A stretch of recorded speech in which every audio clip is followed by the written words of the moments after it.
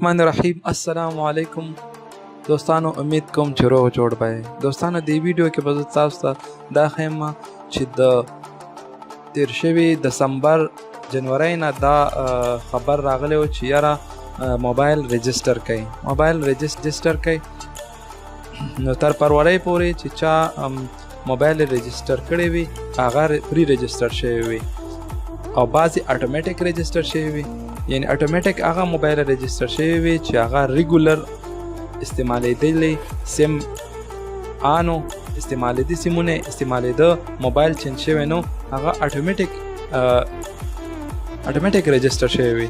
او کوم موبایل چې سیم چینج کړی یا موبایل چینج کړی نو هغې میسج کړی او هم هغې موبایل رجسټر شوی دی. خو که فروری نه بعد د چا موبایل ته میسج راشي چې موبایل رجسټر کا 60 دن ټایم نو هغې ته پکار دي چې هغې دي زر تر زره رجسټر کي، یعنې موبایل به بلاک شي یا بلاک شي یا بلاک کېدو نه مخکې میسج راغلی وي نو هغې ته پکار دي چې ګوګل ته لاړ شي او ګوګل کې ټایپ کي PTA دې سرچ کي. PTA هوم ته به لاړ شي. PTA هوم ته چې لاړ شي دا DIRBS دا به کلیک کی. دا چې کلیک کی لاندې به راکوشي. دلته کې به د سټار هیش 60 هیش باندې به موبایل کې ډایل کی نو هغه ایمي چې روزي هغه ایمي به سټار هیش 06 هیش په ډایل کی موبایل کې نو کوم ایمي روزي اب دلته کې ټایپ کی اب دلته ورکی او چیک به کی چې چیک کی ناغه کې به درته وایي چې موبایل دی یا رجسټر نه دی. صحیح ده، اپروډ دی. دلته کې دا دریم چې لاندې چې کوم دی آنلاین موبایل رجسټریشن به کلیک کی او دا به ساین اپ کې دی کې به آی ډي جوړي. دا لاندې چې کوم دا ټول اخیری کې دا ساین اپ لیکل شوی دی. دا لاندې ساین اپ لیکل شوی دا ساین اپ په کلیک کی. ساین اپ په کلیک کې لاندې به کوشي لاندې کې بدلته کې به پرسنل به کلیک کړم به دې کې به ولیکي دا پاکستان لوکل انټرنیشنل ټریول.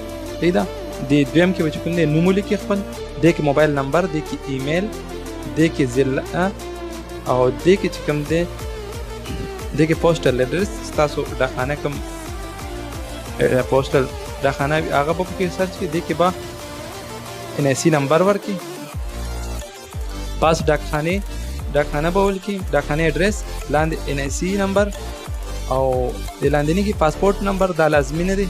پاسپورت نمبر چې دا سٹار ورته دا لازمي او چې سٹار ورته نه دا لازمي نه. صحیح ده. دې کې پاسورډ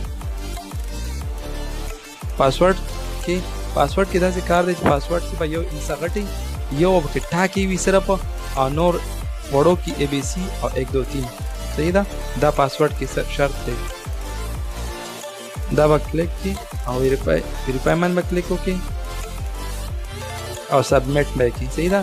سبمیټ هم کو نو دا خو ما اسی تاسو ته وښوده ما پکې آی ډي ساین اپ کړې ده هغې ته ځو بیک ولاړ شوس.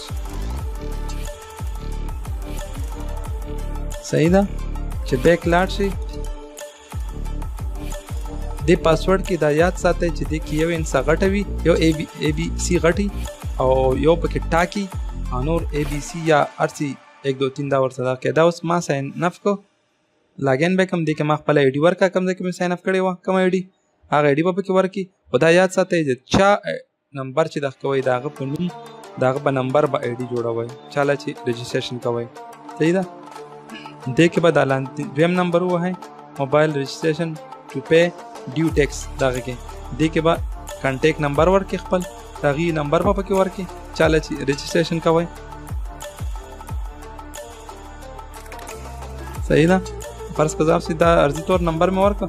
دې کې سنگل سیم دی موبایل، ډول سیم دی، ټریپل سیم دی، 4 سیم دی. سو کم سیم چې موبایل هغه به ورته وي. دې کې به موبایل ایمي ورکړي چې سٹار هیش 06 هیش باندې تا کومه ایمي رئیس ته هغه ایمي به ورکړي. که هغه ډبل سیمي ډبل ایمي به ورکړي دا به سبمیټ کړي.